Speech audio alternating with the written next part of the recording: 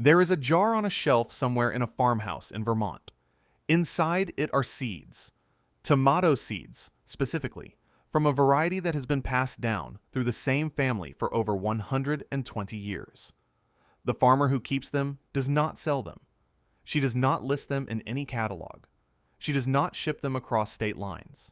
She gives them to neighbors, trades them at a local seed swap, and saves a portion every autumn from the best fruits of that year's harvest, exactly as her grandmother did, and her grandmother's grandmother before that. In some jurisdictions, this activity is technically illegal. Not the farming, not the tomatoes, not the saving of seeds for personal use, but the trading, the sharing, the quiet movement of seeds between neighbors and community members without going through the certification and registration process that most developed nations now require before a seed variety can be legally exchanged for any form of consideration, including barter. That reality, the fact that one of the most ancient human activities in existence, the sharing of seeds between people who grow food, has been progressively regulated, restricted, and in some formulations effectively criminalized over the course of the last century, is the subject of this documentary. It is a story about food, about money, about sovereignty, and about the quiet, persistent resistance of a global community of gardeners, farmers, and seed keepers who have decided that they answer to a higher authority than any patent office. But it is also, ultimately, a story about what you can do, about why building a personal seed vault is one of the most important acts of self-reliance available to anyone who grows food, regardless of the scale at which they do it, about the specific techniques that experienced seed savers use to preserve viability across years and decades, and about the remarkable living library of varieties that exists right now, maintained by ordinary people against the pressures of a system that would prefer you bought your seeds from a catalog every spring. Let us start with how we got here. Because the current situation with seed law and intellectual property did not appear overnight, and understanding how it developed is essential to understanding what is actually at stake. For the entirety of human agricultural history, before the 20th century, seeds were common property in the most literal sense of that phrase. A farmer who developed a particularly productive or particularly flavorful variety over years of careful selection had a social obligation in most agricultural cultures to share that variety with other farmers. The improvement of seeds was understood as a collective project, one that benefited everyone and that therefore required the contribution and the generosity of everyone. A farmer who hoarded a productive variety was not admired. They were considered antisocial, a violator of the unwritten compact that held agricultural communities together. This was not naive altruism, it was rational. A single farmer could select for yield or flavor, but could not easily select for adaptation across the full range of microclimates, soil types, and weather patterns of a region. The exchange of seeds between farmers meant varieties were constantly being selected and adapted in parallel across multiple environments. The result was a genetic library of incomprehensible depth and richness, locally adapted in ways that no centralized breeding program could replicate. That library was the foundation of the global food supply for 10,000 years. In the early 20th century, the first formal steps toward changing this system were taken, initially with genuinely good intentions. Plant breeders who worked for agricultural universities and experiment stations were developing new varieties through deliberate crossing and selection programs. These varieties sometimes offered significant yield improvements over traditional open-pollinated varieties. The plant breeders, many of them employed by public institutions and supported by public funds, argued that some form of recognition and protection for their work was appropriate, both to reward individual effort and to provide an incentive for continued investment in plant improvement. The first plant variety protection legislation in the United States was the Plant Patent Act of 1930, which allowed patents on asexually reproduced plants, meaning plants propagated by cuttings, grafts, or other non-seed means. Fruit trees and roses were the primary targets of this legislation. Seeds were explicitly excluded. The agricultural establishment of 1930, including the seed companies themselves, understood that patenting seeds would undermine the farmer's age-old right to save and replant, and that this would be politically and practically unworkable. That consensus held for decades. And then, slowly, and then very quickly, it did not. The 1970 Plant Variety Protection Act extended protection to sexually reproduced plants, meaning plants grown from seed, but it retained a crucial exemption. Farmers retained the right to save seed from protected varieties for replanting on their own farms. This was called the farmer's exemption, and it was understood at the time as a fundamental and non-negotiable protection of the basic practice of agriculture. What changed everything was a Supreme Court case decided in 1980 that most people outside the biotechnology industry have never heard of.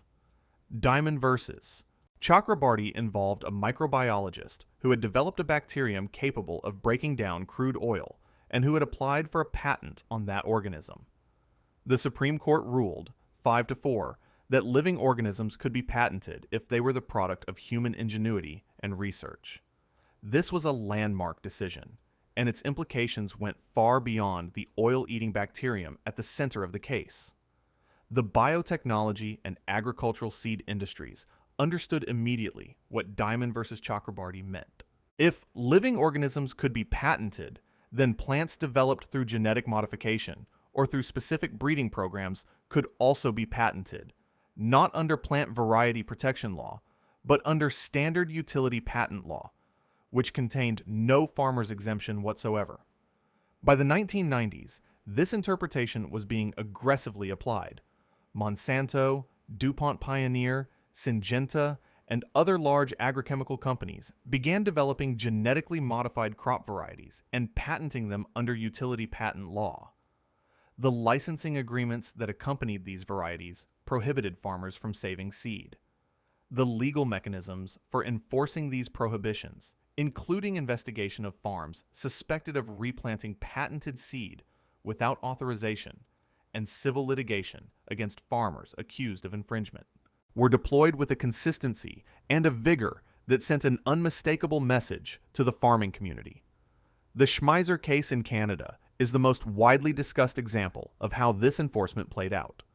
Percy Schmeiser was a Saskatchewan canola farmer who had been saving and selecting his own seed for decades when Monsanto's Roundup Ready canola contaminated his fields through cross-pollination from neighboring farms. Monsanto sued him for patent infringement.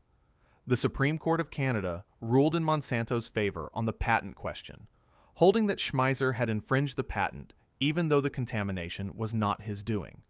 The case demonstrated the underlying dynamic. A company with significant legal resources pursued a farmer doing something farmers had done for thousands of years, and obtained a ruling establishing its right to control the use of its genetic material, even when that material had been introduced into a farmer's crop without his consent. You do not have to accept the most conspiratorial interpretation of these events to recognize that the cumulative effect of plant patent law, utility patent application to crop genetics, and aggressive corporate enforcement has been to systematically shift the intellectual property rights over the most fundamental biological materials in human civilization from the commons into private ownership. That shift has happened within the span of a single human lifetime. In the European Union, the situation has developed along parallel lines with some significant differences. The Common Catalog of Varieties lists what can be legally marketed across EU member states. Registration requires meeting standards of distinctness, uniformity, and stability, standards that traditional open-pollinated varieties and land races frequently fail to meet by design. Traditional varieties are not uniform. They are genetically diverse, variable, adapted to local conditions, and responsive to selection pressure applied by each successive generation of farmers. The unintended consequence was that the enormous genetic wealth of Europe's heritage varieties became largely illegal to sell. They could be grown for personal use and exchanged without commercial consideration. but they could not be sold, distributed commercially, or even listed in a catalog offered for sale. The EU has taken steps back from this position through exemptions for conservation varieties and organic seed, but the fundamental architecture remains hostile to the diversity that traditional agriculture maintained. Now let us talk about what this means for you, and about what the people who have decided not to accept the diminishment of the seed commons are actually doing about it. The seed-saving movement, which is global, decentralized, and growing, operates on a principle that is simple to state and surprisingly radical in its implications. Seeds are alive, living things that have been developed through the collective effort of generations of farmers and gardeners belong to everyone who grows them. The attempt to claim exclusive ownership over the genetic heritage of food plants is both morally wrong and practically dangerous, because it concentrates control over the food supply in the hands of a small number of corporations whose interests do not necessarily align with the interests of the people who depend on that food supply. That principle, stated plainly, has been the animating idea of organizations like the Seed Savers Exchange in the United States, founded in 1975 by Diane Ott Wheely and Kent Wheely after Diane's grandfather passed on 2 heirloom tomato and Morning Glory varieties brought from Bavaria in the 1870s. The Seed Savers Exchange began as a small network of gardeners exchanging seeds through the mail, and has grown into an organization maintaining more than 20,000 heirloom varieties at its heritage farm in Decorah, Iowa. It is, in operational terms, a living museum of American agricultural genetics, maintained not by a government or a corporation, but by volunteers and members who grow the varieties in their gardens and return fresh seed to the collection every year. Similar organizations exist around the world. The Heritage Seed Library in the United Kingdom maintains thousands of traditional British varieties. The Association Cocopelli in France has been distributing seeds of unlisted varieties and challenging variety registration law in court since its founding, in sustained legal and civil disobedience. Vandana Shiva's Navdanya network in India has established hundreds of community seed banks across the subcontinent, preserving indigenous crop varieties and training farmers in seed saving as an explicit act of resistance to agricultural biotechnology.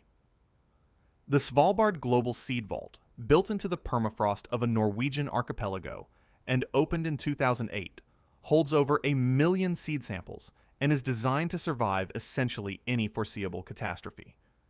It is, in its way, a monument to the problem it was created to address. But vaulted seeds are not being grown, selected, or adapted to changing conditions. They are frozen in time genetically. A seed variety stored for 30 years is identical to what it was at deposit, but has not been selected for the conditions of the world at the time of its eventual use. The Living Seed Library, maintained by millions of gardeners growing traditional varieties and saving seed from the best performers every year, is maintaining something that no vault can replicate: the adaptive capacity of those varieties, the ongoing dynamic relationship between plant genetics and environment that made agricultural diversity so robust over 10,000 years of human cultivation. This is why building your own seed vault, your own living collection of open-pollinated and heirloom varieties grown and saved from your own garden, is not merely a preparedness exercise. It is participation in one of the most important conservation projects of our time. Here is how you actually do it. The first principle of a personal seed vault is variety selection. Not all seeds are equally worth saving, and not all seeds are equally easy to save. For someone beginning a seed saving practice, the most important distinction is between open-pollinated varieties and hybrid varieties. Open-pollinated varieties, which include both heirloom varieties with documented histories and newer open-pollinated varieties developed more recently, will produce plants from saved seed that closely resemble the parent plant. Hybrid varieties, which are produced by controlled crosses between 2 specific parent lines, will not breed true from saved seed. Their offspring will show the genetic recombination of the parent lines and will typically not perform as well as the original hybrid. Saving seed from hybrid varieties is not useless. It is how new varieties are sometimes discovered, but it is not the same as maintaining a stable variety. Heirloom tomatoes are the entry point for most seed savers, and for good reason. Tomatoes are self-pollinating, meaning each flower fertilizes itself before opening to the environment, which makes maintaining varietal purity straightforward without extensive isolation techniques. The genetic diversity available in heirloom tomatoes is extraordinary. From the dense paste tomatoes developed in Italian immigrant communities to the complex flavored Cherokee varieties, from tiny currant tomatoes descended from wild South American ancestors to the enormous beefsteak varieties that immigrant families carried from Eastern Europe and the Balkans. The tomato is perhaps the single best example of how much genetic wealth exists in the heirloom seed universe. The seed-saving process for tomatoes begins at harvest.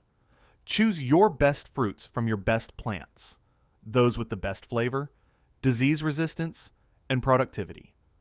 Cut those fruits and scoop the gel-covered seeds into a glass jar with a small amount of water. Allow the mixture to ferment at room temperature for 2 to 3 days. Fermentation breaks down the germination-inhibiting gel-coating tomato seeds and kills many seed-borne pathogens. After fermentation, rinse the seeds thoroughly through a fine mesh strainer, removing floating debris. Spread the cleaned seeds on a ceramic plate or parchment paper and allow them to dry completely at room temperature. Incomplete drying is the most common cause of storage failure.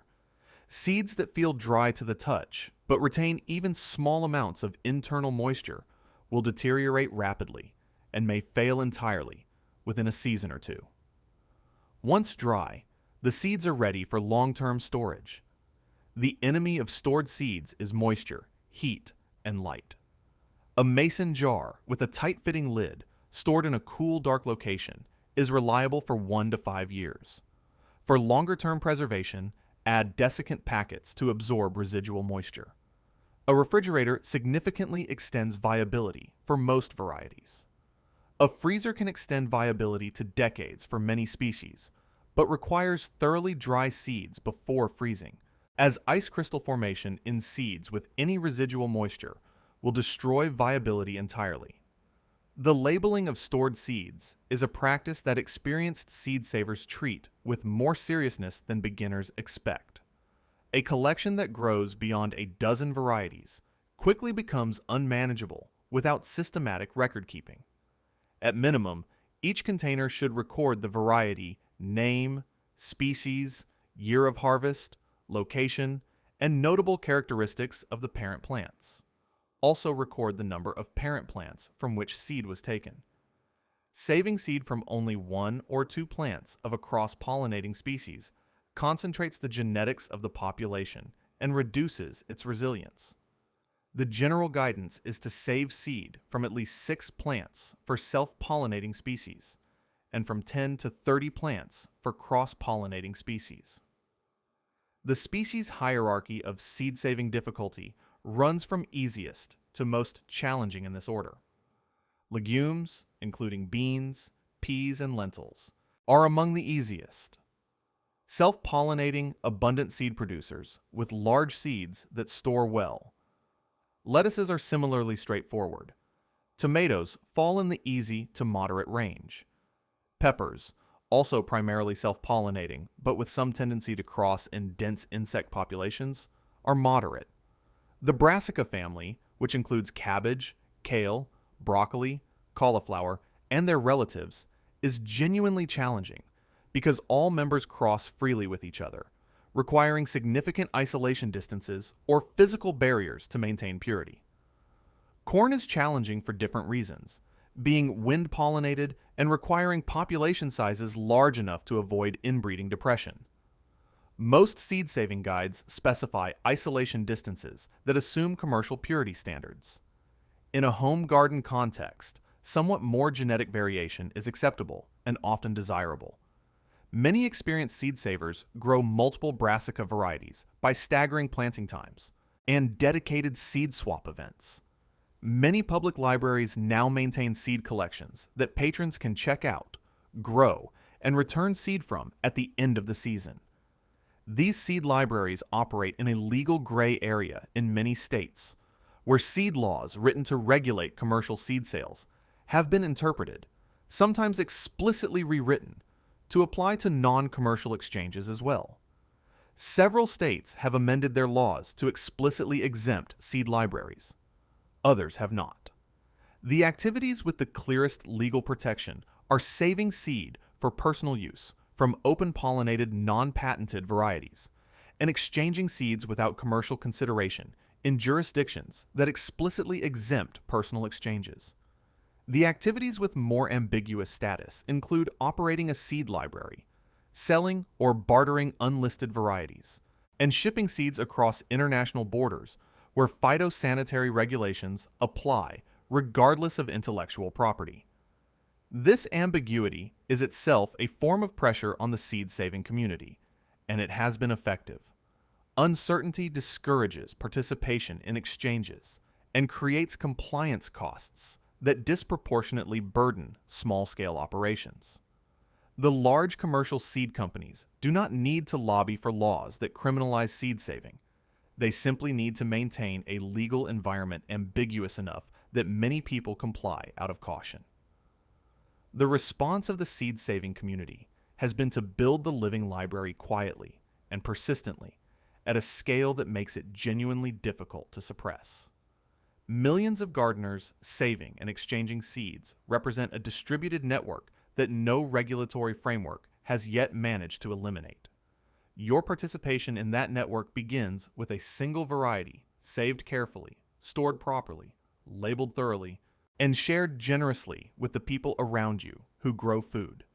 That tomato variety in the jar on the farmhouse shelf in Vermont has survived over a century of agricultural consolidation, 2 world wars, the Green Revolution, the rise of the commercial hybrid seed industry, and the emergence of agricultural biotechnology.